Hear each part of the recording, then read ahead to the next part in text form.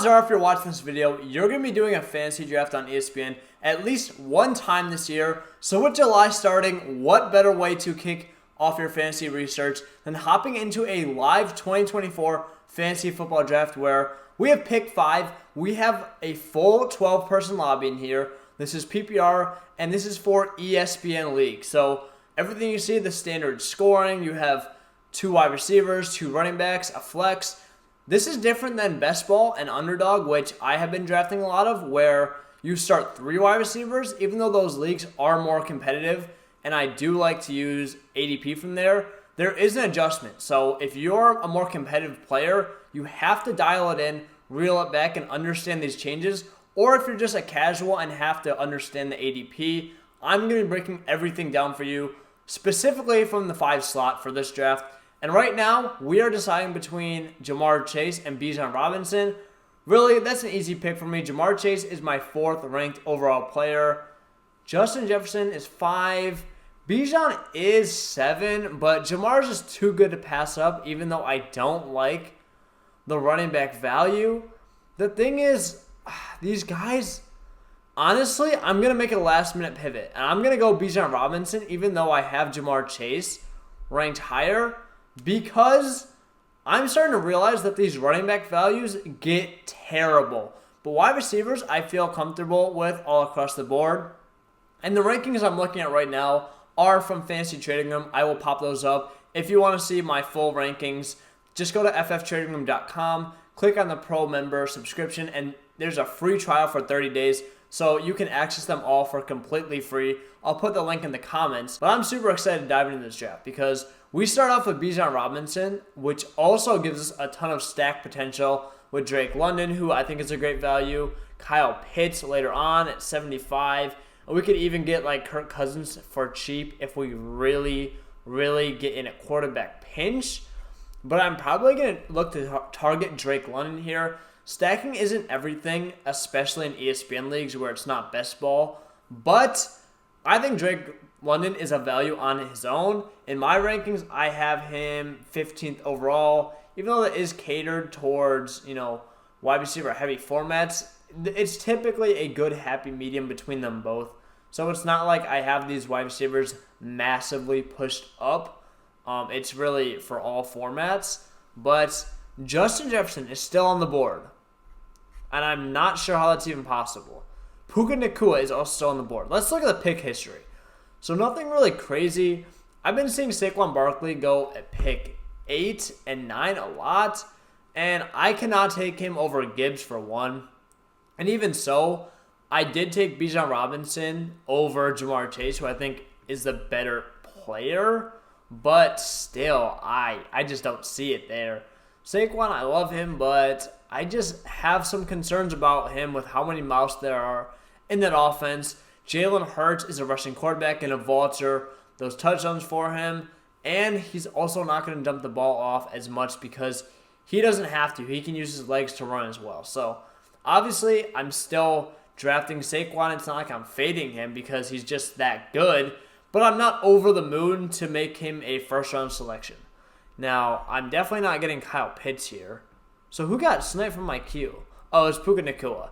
Yeah, we're definitely going Drake London here. That's an easy pick for me. And we get to pair him alongside Bijan Robinson, which is absolutely massive. And like I said, I had a straight-up discount on him at this price anyway. So, fantastic pick all across the board. But let's go back to the pick history. Justin Jefferson falls into the middle of the 2nd round. And I've never seen him fall that far, but I've definitely seen him fall because people are scared of him. People are scared that J.J. McCarthy, Sam Darnold are going to be terrible. But let's not forget, from a pure skill point perspective, Justin Jefferson is the best wide receiver in the NFL. And it's not really particularly close right now.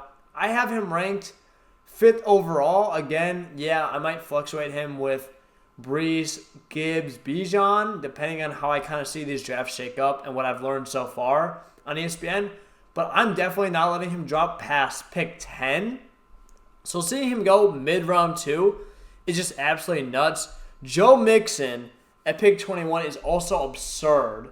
For Mixon, I have him ranked. How low do I have Mixon ranked? I have him at pick 63. So that is just an outrageous difference in my opinion. I really cannot get on board with that if I'm being totally honest. I'm honestly not in a good situation here. I definitely don't want to go. I wanted HM, but he's gone. I'm going to go Brandon Ayuk because he is my top-ranked wide receiver at the moment. I have him 18th overall, him back-to-back with Adams, one spot ahead of him. Evans, one spot below him.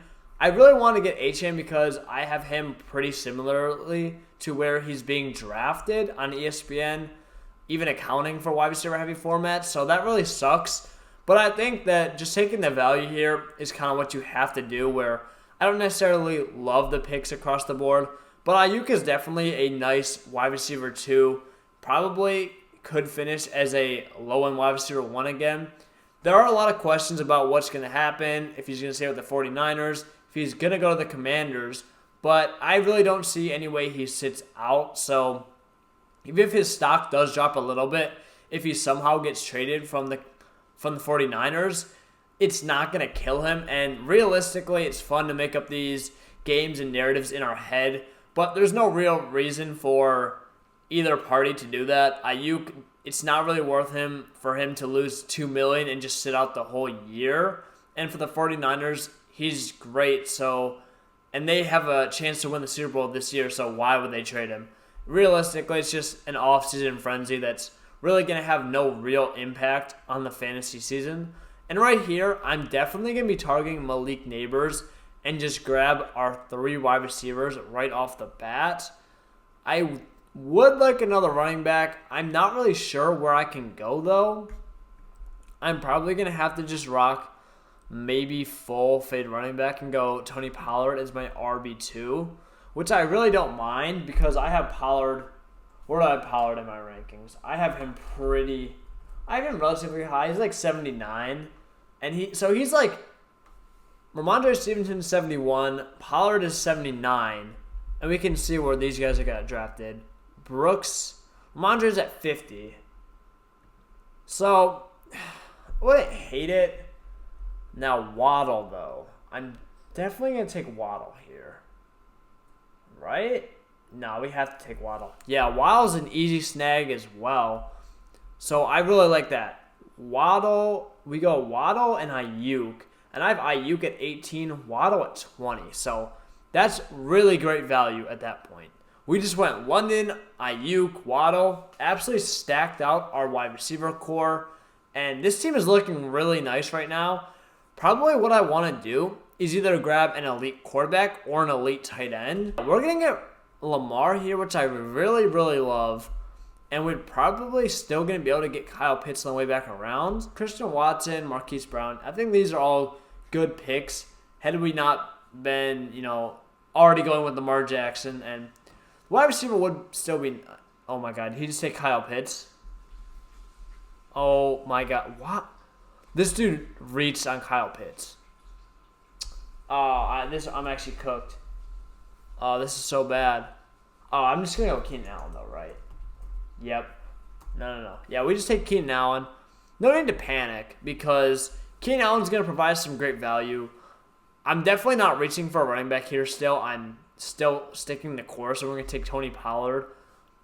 Probably at pick 77. Yeah, I'm definitely not trying to get cute and pick him around 8 because, again, with the running back scarcity, there's really no telling on where these running backs could go off the board. We could see a massive run at one point or the other. No, but I definitely want Tony Pollard. I have him ranked significantly ahead any of these guys, and even getting him at pick, where did I get him? Like 77? Actually, I guess that's technically 1 or 2 spots behind where I have him ranked with wide receiver heavy scoring.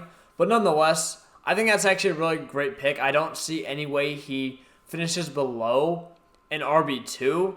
Now, people have to understand that the reason Pollard is getting so much hate is because he underperformed with the expectations that he was giving last year. But it's not like he had a terrible year. He had 13 points per game, and that's a really solid season.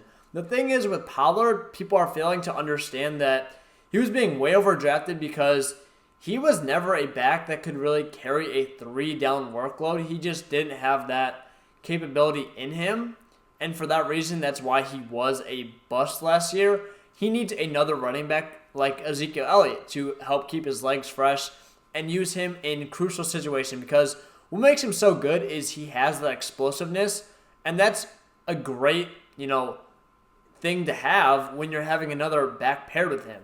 Tajay Spears is going to give him that, and he's actually been better. He had the best season of his career, 15 points per game, when Ezekiel Elliott was playing next to him. So I fail to understand why we're fading him when he's in that similar situation, and the Titans actually have invested in him, where Tajay Spears was a 3rd-round pick, and he's a good player, but it's not like he's some elite prospect either. Here, though, we're definitely going to go with JSN. Odunze, I have ahead of him. I feel like I'm not really stacking in this format, because getting, Allen and Odunze, I feel like in a shallower bench, I kind of have to pick my shots, if that makes sense, because in best ball, that would make sense, because then I can kind of just bet on the Bears offense and, just see whoever has the hot hand. I don't have to work on lineup decisions. But especially when I'm not getting Caleb Williams, mainly because I have Lamar Jackson, and you're not drafting 2 quarterbacks in ESPN leagues, it just doesn't really make sense there. I am super high on the Bears this year, if you probably couldn't tell. Here's definitely interesting. I'm probably going to go with Nick Chubb. I'm going to double check where I have him. Yeah, I have Chubb and Benson back-to-back. Benson is there. It's tough because I want to go for upside. It's just so tough. I'm going to go Chubb, but I have Benson ranked. I'm going to go Benson. I have him ranked ahead of him for a reason, and that reason is because Benson's a very good prospect. James Conner was good, but he's definitely at that age. He's, 29 now, where he could fall off a cliff. And I really like that Cardinals offense in general. I'm betting on him for the second half of the year. Plus, even early on, I don't think he's going to be a total 0, where Chubb, we really have no idea what he's going to be. He could be a total dud for the first half of the year, which is my RB3 at this point, would really, really kill me. I would definitely take Chase Brown here. I think I like him. Kendre Miller doesn't kill me. These wide receiver values aren't bad, for sure, but I already feel comfortable in a shallow bench where I'm at that position. It's really between Chase Brown and Zach Charbonnet, and I have a feeling it's going to be Chase Brown, and it is. I have Chase Brown at 119. He's definitely a guy that I'm a little concerned about, because I don't know if he actually is that insanely talented. He did go to Illinois, so I did get to watch him, but it's just tough. Here seems like a pretty obvious Brian Thomas Jr. pick. I feel like he's definitely one of the more disrespected rookies in this class. And yeah, that's an easy pick for me, because I have him 2 spots behind Terry McLaurin, 1 spot behind Ladd McConkey, and 1 spot ahead of George Kittle. I have him even above guys like Jordan Addison, Xavier Worthy. So that's a fantastic value. That's definitely a pick that I'm going to be making 24/7 in these drafts. And we don't have a tight end yet. So I forgot. We kind of faded that position. But at that point, Kyle Pitts was the tight end 6, really, in my rankings. So if you're not getting a top 6 tight end, it's not going to move the needle for you. The guys over at Fantasy Domain went out with some extensive research in dynasty leagues, but the same principle applies for fantasy football, where if you're not getting one of those needle-moving guys, it's better to just punt the position entirely. And just from playing, that's kind of what I see as well. But I'm definitely going to still kind of just draft the value here. And the value is really just, it's tough. I think the value has to be Shakir for sure, just because of his opportunity. He was decent. Yeah, I'm going to go Khalil Shakir. I could have went like AD Mitchell, but I'm not loving it with Brian Thomas Jr. and just a bunch of other, higher upside shots. I'll probably round this out with Jalen Wright. He's right in that range for me as well. I like him a lot more than the other guys. And I'm really expecting a massive fall off for, what's his name? Raheem Mostert. I just don't see any way he puts up a similar type season, or any way he doesn't just absolutely plummet off a cliff, even if he can stay healthy.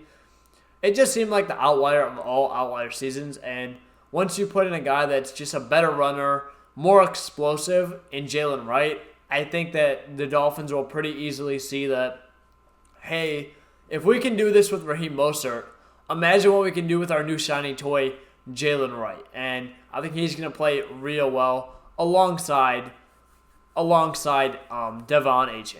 So here, we're definitely going to go tight end because that's all we really can do. I'm probably going to go Cole Kmet here. Quick lesson here. Always pick a kicker first. Let's do some actual quick kicking scouting. We have the Falcons, so can we get Youngway? Okay. Nope. At this point, I guess it doesn't matter. Just don't give me a kicker or a punter. I'm just gonna take the Bears. That might have been biased. But he was close enough, and I really like that offense. Quick ESPN tip: always pick a kicker before a defense, and also pick a defense first. Who are the Panthers playing week 1? Actually, no, the Patriots. I want the Patriots week 1. This is also going to be a fantastic quick method. What about the Bengals? Are they available? Let's see if they are. No. We'll still go Panthers. I have a few seconds. Saints. How about that? How about the Saints? No. Okay. Well, at that point, I'm just not prepared. I'm going to take... I'll just take the Colts. Yeah, that's on me. Quick kicker strategy. Always take a kicker over a defense because odds are you're going to be streaming a defense in week 1 anyway. You're going to be streaming that defense way more than you're going to be streaming your kicker. So just pick that kicker first. And for defense, get a defense that has a favorable week 1 matchup. Don't try and project the season-long strategy. That's just really dumb because you're going to find out that your defense may have a really tough task week 1, and then you're not going to want to draft any of your shiny new flexible players like running back, wide receiver, tight end, or even quarterback. And that matter if you have one stashed in your bench. So you're just going to end up dropping the defense that you paid up for, and you might not be able to get the best matchup for that week anyway. So right now, I'm going to be looking at Las Vegas sports books and who is going to be the worst team. Right now, they're looking at the Patriots and the Panthers. So the Panthers, they play the Saints, and the Patriots, they play the Bengals. So those are the two defenses that I'm targeting in my drafts at the moment. But overall, this is a really good team, and let's kind of go back and review it. So we went elite quarterback with Lamar Jackson. Our first overall pick was Bijan Robinson, and we faded running back to get a ton of stud wide receivers. But Tony Pollard, I'm definitely going to have to do a more in-depth video. But I kind of broke down why I really like him, and I don't see a world where he goes below an RB24. And I think he definitely has the upside to even be a low-end RB1, high-end RB2. So at that point, it's my worst position in my starting lineup minus tight end because I completely punted that as well because I couldn't get Kyle Pitts. But if he's just, average and that's one of my worst positions, I don't hate that at all. Then we have Drake London stacked with the Falcons. We get Brandon Ayuk and Jalen Waddle. So that's a absolutely stacked receiver core. London has a ton of upside. Definitely could be a top 6 fantasy football wide receiver. Ayuk could be a low-end wide receiver 1. More than likely, he'll be a mid to high-end wide receiver 2. Jalen Waddle, I see him in a similar range of outcomes with Ayuk. I think they're very similar players. I have them ranked within 2 spots of each other. Then we have Cole Kmet. Again, it was really just punting. I took him, the 13th round. The last round, I possibly could take a skill player is why I took him. I'm just betting on the Bears offense at that point, even though I really only got Keenan Allen for the Bears. But just overall, I'm super high in them. I could have gone Freiermuth, but I would much rather bet on the Bears than the Steelers at this point. Then we got JSN, who I think is a very nice mix of upside to pair with Keenan Allen, who Allen does have a lot of upside, but I think he is going to be a fairly safe bet as well. Trey Benson for second half running back upside. Chase Brown, same thing. Then we got Brian Thomas Jr., an absolute steal with the Jaguars. He's going to be walking into a ton of targets. And he was a first-round receiver. He'd also be getting talked about a lot more if we weren't, in the same draft class as Marvin Harrison and Malik Neighbors. Then Khalil Shakir, you have the same kind of situation with the Bills. And we don't want to fall for the volume, trap where just because there's targets available doesn't mean the next man up on paper is going to get them. But Khalil Shakir is not the worst player ever, and at this point in the draft, opportunity is a fair thing to be drafting off of. And then Jalen Wright, like I said, I have a ton of concerns about Raheem Mostert, and I really liked him as a prospect. He is my running back 3 in the class. But again, thank you guys so much for watching, and I'll see you guys in the next one.